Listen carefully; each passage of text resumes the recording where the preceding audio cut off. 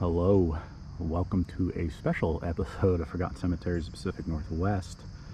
Today we're at Lover's Lane Cemetery, located in Leavittsburg, Ohio, Trumbull County.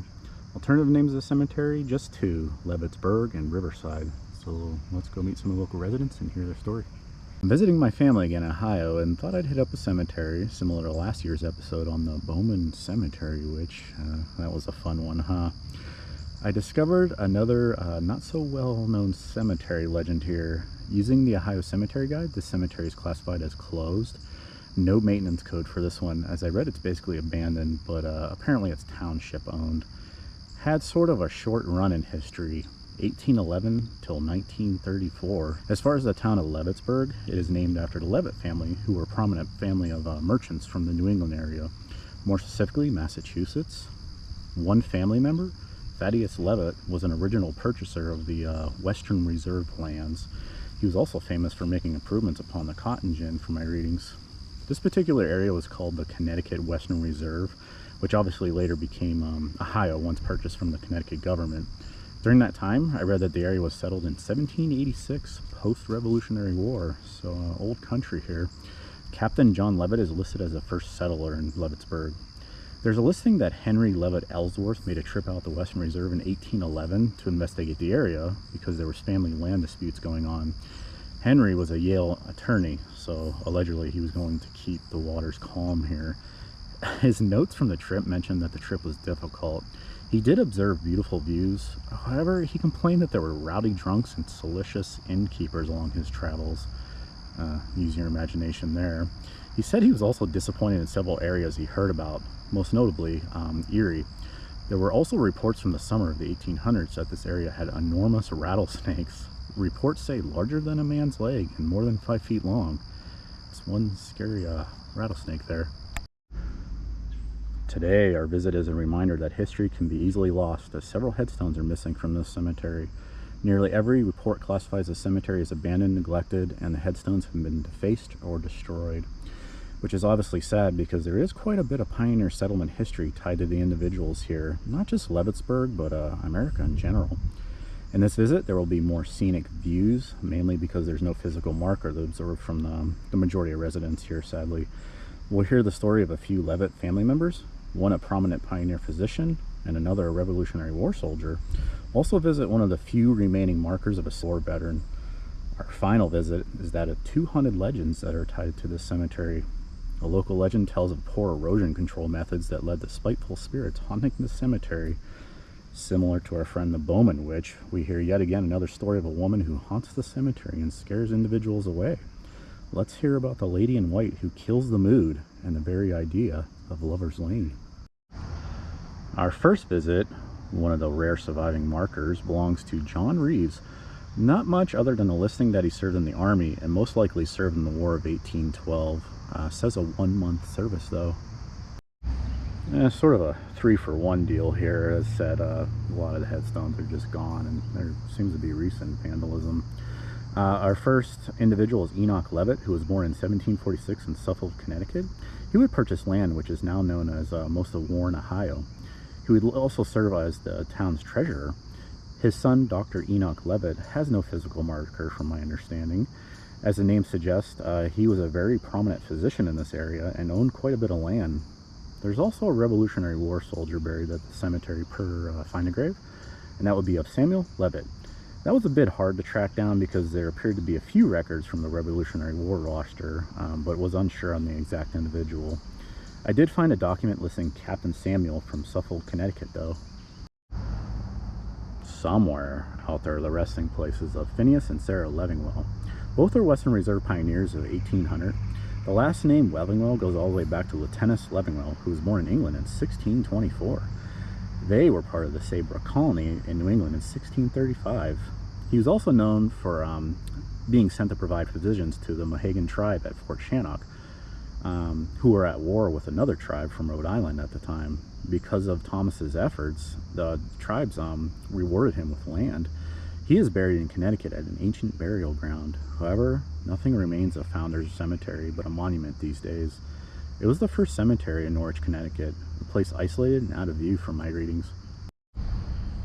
And now on to the hauntings. So there's two legends here, and from what I read, I'm not even sure they're well known locally or in Ohio. Couldn't find much. Very brief two-sentence description styles for the most part. The first is that of spiteful spirits. Now there are markers very close to the Mohegan River, which you're seeing in front of you. Rumor has it is that those coffins of those individuals slid into the river due to erosion of the bank. It is now said that the spirits haunt the cemetery are not at rest. I didn't see anything of significance online for available burial records, but I suppose anything is possible given the cemetery's state and neglect over the past 200 years. A little quiet in the back of the cemetery. The second story is a bit of a popular legend in towns. In this cemetery setting, however, if you and your significant other are looking for a little alone time along Lover's Lane, the lady in white who protects the cemetery says, not here. She is said to harass and force couples to flee and tear from the cemetery. Now, the lady in white legends are all over the world, dating back pretty far in history from my readings. Common legends are accidents, murders, deaths, suicide, or just dying of a broken heart. It seems to be what's attached to the lady in white. In medieval times, it was believed a woman in white would be outside your house the night before the death of a family member, so a bad omen, if you will. Slavic folklore speaks of a female entity, she from the water, or the water maiden. Made me think of this setting here, actually, with the cemetery near the river, because the ladies are also referred to as fish women living at the bottom of rivers. A particular variant of the lady in white describes that the spirit drowns her victims with her long hair. Apparently highly feared in Slavic culture, but respected. Overall, it had the same theme from my readings, a woman who died in distress and is coming back with a vengeance. One description I read said it best: white is a symbol of purity. The ghost wants to return, but it cannot. Could explain why they're always wearing white. So if you're looking for a spot to get it on with your lover, best keep driving along Lover's Lane and find another location. In my opinion, I think our local lady in white just wants people to practice safe sex. That's just me. Alrighty, time for the tour.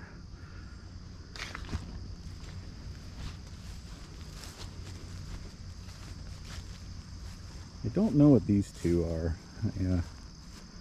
Parents came along with me, and maybe they're crypts. I don't know. I didn't look or identify that online on Find a Grave, but maybe there's just something else randomly. Maybe foreboding. But there is a river down here too. Maybe the lady in white will come get you.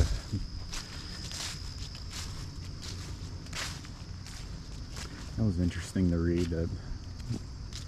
The maiden of the water, they drown you with their long hair. It was a little... What's that movie? The Ring. Reminded me of that. Luckily, there's some survivors. This one is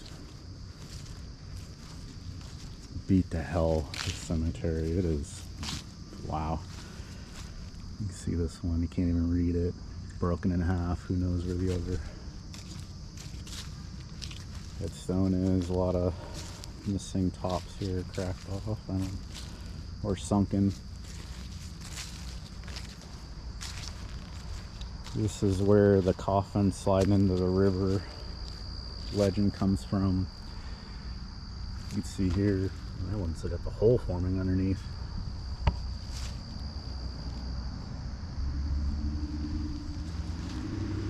Whether that's true or not, I don't know. Not a whole lot of info.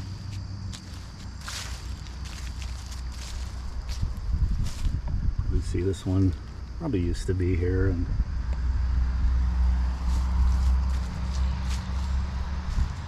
not legible.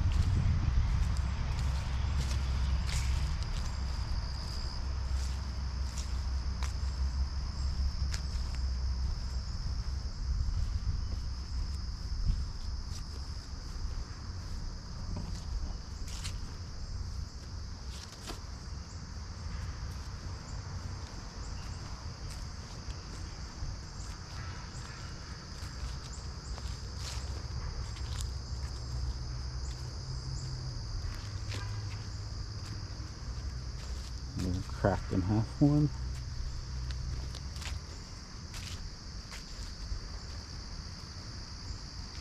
It's sort of what you're welcomed with when you come in.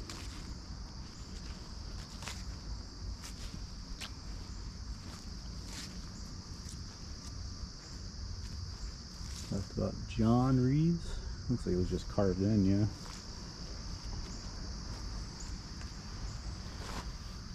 This headstone was one of the more prettier ones in the cemetery of Hannah.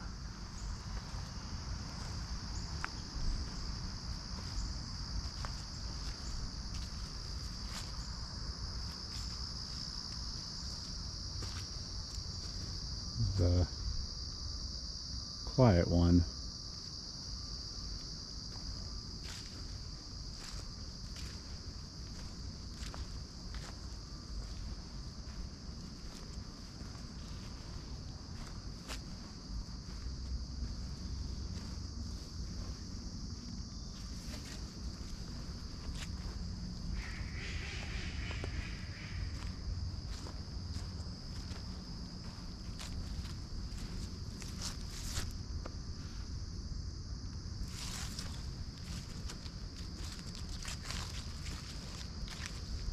Other than that, hope you enjoyed the 2 Ohio legends attached to this cemetery. I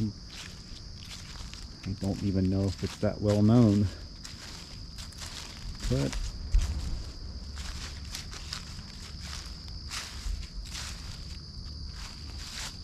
maybe she's in there, who knows. Anywho, hope you enjoyed the Ohio cemetery visit. I'll put it for an October visit. Maybe I'll release on Halloween, who knows. Hope you're doing all right out there, and stay safe. Woman in white might get you. Have a good one. Thanks for watching.